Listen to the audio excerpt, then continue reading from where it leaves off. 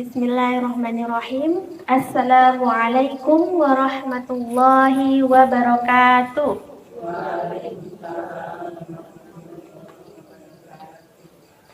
Alhamdulillahi alamin. Wassalatu wassalamu ala asrofil anbiya'i wal mursalin wa ala alihi wa sahbihi ajma'in. Amma ba'du. Alhamdulillah, puji syukur kita panjatkan kehadirat Allah Subhanahu wa taala. Karena berkat rahmat dan karunia Allah, sampai hari ini Allah masih beri kita kesehatan, nikmat iman, nikmat Islam, sehingga pada malam hari ini Allah masih berikan kita kesehatan sehingga kita masih bisa duduk di majelis ilmu, tepatnya di Masjid Nurul Huda yang insya Allah diberkahi oleh Allah Subhanahu wa taala. Amin ya rabbal alamin. Ya ibu-ibu, pertama perkenalkan, nama saya Sri Handayani. Saya biasa dipanggil Yani dari Universitas Muhammadiyah Yogyakarta, prodi Komunikasi dan Penyiaran Islam. Nah, ibu-ibu, terima kasih banyak jazakumullah khair kepada ibu-ibu sekalian yang sudah menyempatkan hadir pada malam hari ini, tepatnya acara kajian seperti biasanya. Dan hari ini ada yang berbeda karena saya akan membagikan sedikit pemahaman saya tentang sabar menghadapi ujian. Ibu-ibu, kalau kita mendengar kata sabar, mestinya kita sudah tidak asing lagi ya. Nah, sudah sering kita dengar di dalam kehidupan kita sehari-hari. Nah, sabar dalam menghadapi ujian. Kalau kita mendengar materi sabar, tentunya kita harus tahu apa itu sabar. Ya, sabar itu dari bahasa Arab, yaitu sabar, artinya menahan diri. Nah, menahan diri. Bagaimana menurut istilah? Sabar itu menurut istilah adalah menahan diri untuk tidak melakukan atau perbuatan yang tidak terpuji dan dilarang oleh Allah Subhanahu wa taala. Nah, landasan sabar itu adalah menahan diri untuk melakukan sesuatu dengan menggunakan akal dan syariat. Tentunya kita sebagai umat muslim, tentunya kita harus menggunakan akal dan juga syariat di dalam kehidupan kita. Jika kita hanya menggunakan akal saja, tidak menggunakan syariat dan Al-Quran dan As-Sunnah sebagai landasan hidup kita, pedoman hidup, maka kita akan lalai daripada Allah. Seperti itu. Kemudian maka dari itu sabar bukan hanya teori, tapi sabar adalah tindakan yang nyata atau perbuatan. Kalau kita hanya bilang saya sabar, tetapi kenyataannya kita belum sabar. Jadi kalau konteks sabar ini bukan hanya tentang teori, tetapi tentang praktek. Gitu. Praktek kita seperti apa di dalam kehidupan sehari-hari? Kita udah bilang, aku sabar nih, tapi ketika ada cobaan atau ujian yang menghadapi kita, misal kita lagi sakit, kok aku dikasih sakit sih ya Allah, gitu. Itu namanya mengeluh, tidak sabar menghadapi ujian. Nah, kalau kita dikasih ujian sama Allah nih ya, misalnya ujian sakit tadi atau dengan anak yang rewel misalkan gitu, itu suatu ujian, maka kita harus menghadapinya dengan sabar. Kalau kita ketahui bahwa ketika Allah memberi kita ujian sakit, misalkan sakit itu sebenarnya bukan suatu yang harus kita syukuri juga, karena ketika kita sakit Allah itu menggugurkan dosa-dosa kita. Nah, ketika kita sakit Allah menggugurkan dosa-dosa kita. Nah, begitupun ujian, ketika manusia itu diberikan ujian oleh Allah Subhanahu wa taala, bukan berarti Allah tidak cinta, bukan berarti Allah tidak sayang. Justru Allah sayang. Makanya Allah berikan ujian kepada kita.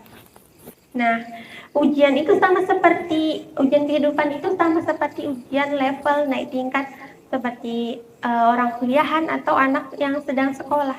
Sama halnya dengan kita menghadapi ujian hidup. Ketika kita ingin menaik level atau naik tingkatan maka sabar kita, keimanan kita juga harus naik level seperti itu. Di dalam Islam, sabar itu dibagi menjadi beberapa bagian. Yang pertama adalah sabar menjalankan ketentuan dan perintah Allah, di mana Allah akan menjanjikan surga bagi yang menjalaninya. Dan yang kedua, sabar dalam menahan diri, tidak melakukan sesuatu yang dilarang oleh Allah dan menjauhi segala sesuatu yang tidak disukai oleh Allah. Sabar yang ketiga adalah sabar dalam segala ketentuan yang telah ditetapkan oleh Allah. Seperti rukun iman yang terakhir adalah iman kepada qada dan qadar. Maka kita harus percaya, harus sabar dengan segala ketentuan Allah Subhanahu wa taala. Kalau kita tidak sabar atas segala ketentuan dan ketetapan Allah, maka kita tidak beriman kepada qada dan qadar. Nah, sebagaimana yang difirmankan oleh Allah Subhanahu wa taala dalam Quran surah Al-Baqarah ayat 153. Artinya tentang keutamaan sabar dan sholat di dalam hidup manusia. Artinya mereka itulah orang yang dibatasi dengan martabat yang tinggi, atau di dalam surga, martabat yang tinggi di dalam surga karena kesabaran mereka.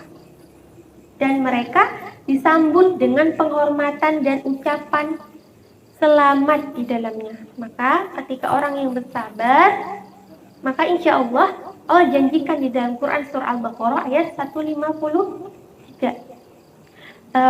Di dalam Quran surah Al-Furqan ayat 75 Allah berfirman demikian, mereka itulah orang yang dibatasi dengan martabat yang tinggi tadi. Maaf, dalam Al-Furqan ayat 75. Nah, sedangkan di dalam Al-Baqarah ayat 153 Allah berfirman akan keutamaan sabar dan hidup manusia, sholat di dalam hidup manusia. Maka di dalam ayat tersebut mengutamakan bahwa Allah Subhanahu wa taala itu selalu bersama dengan orang-orang yang menjaga sholat, menjadikan sabar sebagai penolong mereka. Tentunya nikmat yang mana lagi yang bisa kita dapatkan selain bisa dijaga oleh Allah Subhanahu wa taala. Nah, salah satunya nikmat yang harus kita syukuri adalah ketika kita bisa melaksanakan ibadah dengan nikmat, dijaga keimanan kita oleh Allah Subhanahu wa taala. Itu adalah suatu nikmat yang wajib kita syukuri.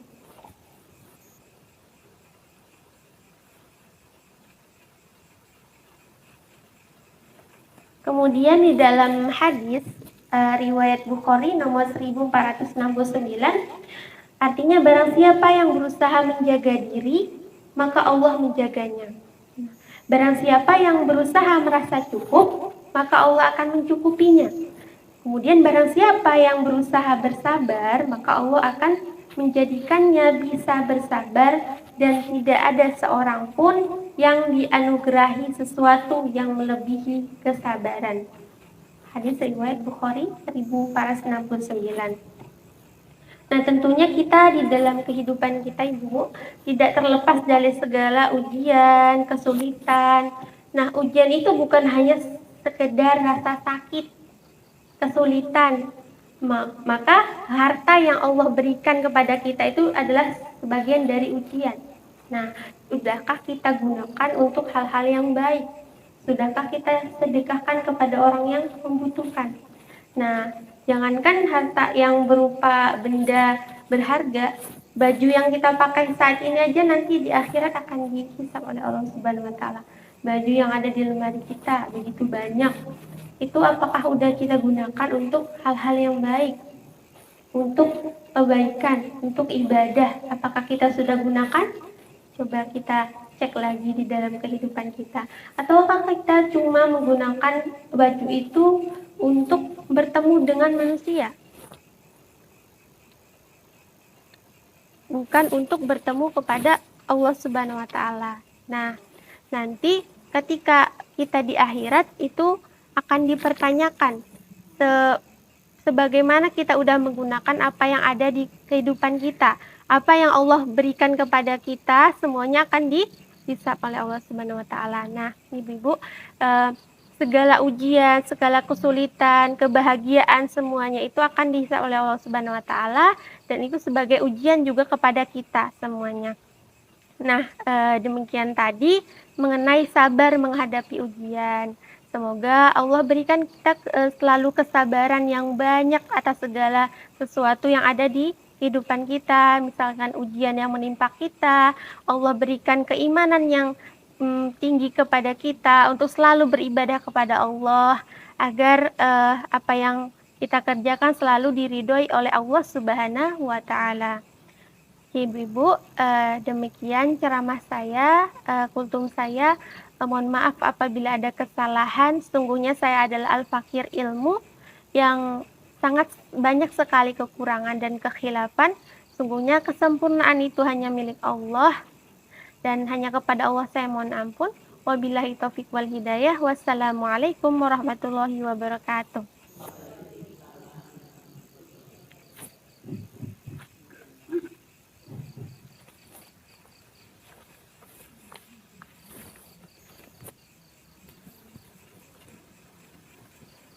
Iya, kelihatan pada sama